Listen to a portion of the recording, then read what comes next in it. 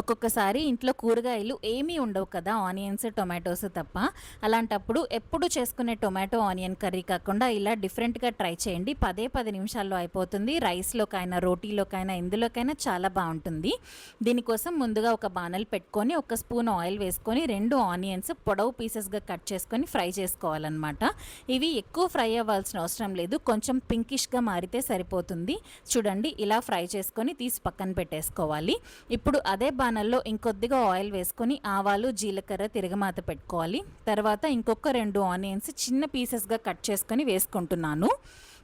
ఈ ఆనియన్స్ ఏంటంటే కొంచెం మంచిగా ఫ్రై అవ్వాలన్నమాట. ఇవంతా కూడా మంచిగా ఫ్రై అయిన తర్వాత 1 స్పూన్ అల్లం వెల్లుల్లి పేస్ట్ వేసుకుంటున్నాను.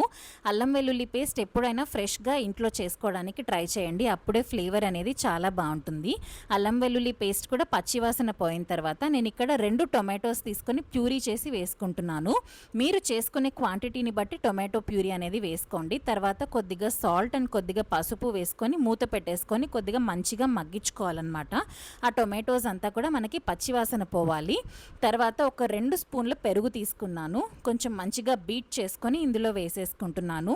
అంతా కూడా ఒకసారి మిక్స్ చేసుకోవాలి. ఒక 5 మినిట్స్ అలాగే వదిలేసి తర్వాత మన రుచికి తగ్గట్టు ఇక్కడ నేను 1 స్పూన్ కారం వేసుకుంటున్నాను. తర్వాత 1 స్పూన్ ధనియాల పొడి, కొద్దిగా సాల్ట్ అండ్ కొంచెం గరం మసాలా.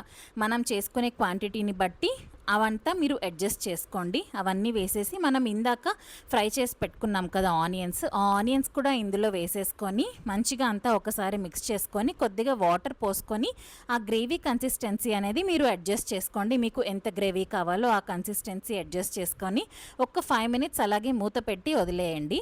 ఒక 5 మినిట్స్ తర్వాత ఆయిల్ అంతా పైకి తేలి ఉంటుంది. సో మనకి అర్థమైపోతుంది కర్రీ రెడీ అయిపోయిందని. లాస్ట్లో కొద్దిగా కొత్తిమీర అలా స్ప్రింకిల్ చేసేసుకుంటే మన డిష్ రెడీ. ఇలాంటి మరెన్నో డిషెస్ కావాలంటే మన ఛానల్ని తొందరగా సబ్స్క్రైబ్ చేసేసుకోండి మరి.